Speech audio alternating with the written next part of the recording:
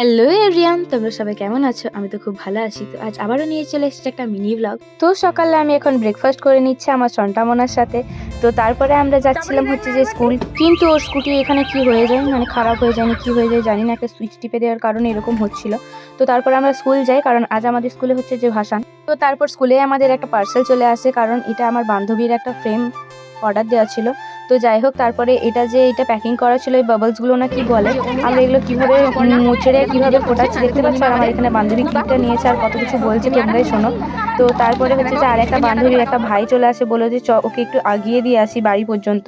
তো তারপরে আমরা হচ্ছে যে প্রসাদ খাচ্ছিলাম, কারণ মায়ের পুজো হয়ে যায়। আর এই মহারানী এক খাপ পুরো প্রসাদ নিয়েছে, কারণ ওর খিদে পেয়ে গেছিলো, ও নাকি সকাল থেকে কিছু খায়নি। তো তারপরে আমাদের স্কুলে মাইক চলে এসেছিলো, কারণ আমাদের ভাসান হবে আর ওখানে নাচ হবে। স্কুলে যে এত সুন্দর এনজয় করবো সেটা আমরা কখনো ভাবতেই পারিনি। তো এখন হচ্ছে যে মায়ের বিদায় বেলা, তার জন্য মাকে ভ্যানে করে চাপিয়ে নিয়ে যাওয়া হচ্ছে। আর তারপরে তার আগে আবির খেলা নিয়ম নাকি আমি ঠিক জানি না, কিন্তু আমরা সব বান্ধবীরা মিলে আবির খেলছিলাম। তো তারপরে মাকে নিয়ে যাওয়ার আগে একটু সবাই নেচে নেই, মানে ছেলেগুলোই আর কি। তো তারপরে আমরা মেয়েরা সবাই মিলে যাচ্ছিলাম, আর এখানে বৃষ্টি ক্যামেরা দেখি কিভাবে নাচছে দেখতে পাচ্ছ।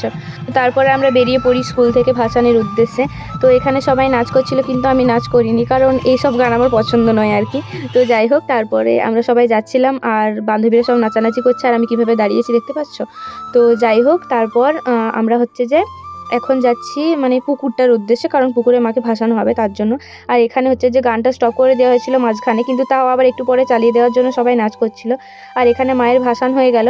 আর তারপরে হচ্ছে যে দেখতে পাচ্ছ ছেলেরা এভাবে কিভাবে জল ছেটাছেটি করছে। মা আমাদেরকে বিদ্যা দেবে, বরং বিদ্যা দেবেই না, মাকে ভাসিয়ে দিয়ে আমরা ফুর্তি করছি। তারপরে আমরা স্কুল চলে আসি আর আমরা এখানে খিচুড়ি প্রসাদ খেয়ে নিই। আর তারপরে বাড়ি এসে আমার ব্লগ করার কোনো মুড থাকেনি, আমি ঘুমিয়ে গেছিলাম, কারণ অনেকটা লেটে এসেছিলাম বাড়ি 4টের দিকে। তো তারপরে ঘুম থেকে উঠে দেখি আমাদের বাড়িতে কলাইশুঁটির কচুরি বানানো হচ্ছে। কলাইশুঁটির কচুরি ঠিক না, মানে সব রং দিয়ে করা হচ্ছে, রং ঠিক না, এটা বিটরুট দেওয়া হয়েছিল আর এখানে হচ্ছে যে মটরশুঁটি দেওয়া হয়েছিল। আর আমার সন্তামনার খেয়ে এখানে হাসি দেখতে পাচ্ছ, কি খুশি।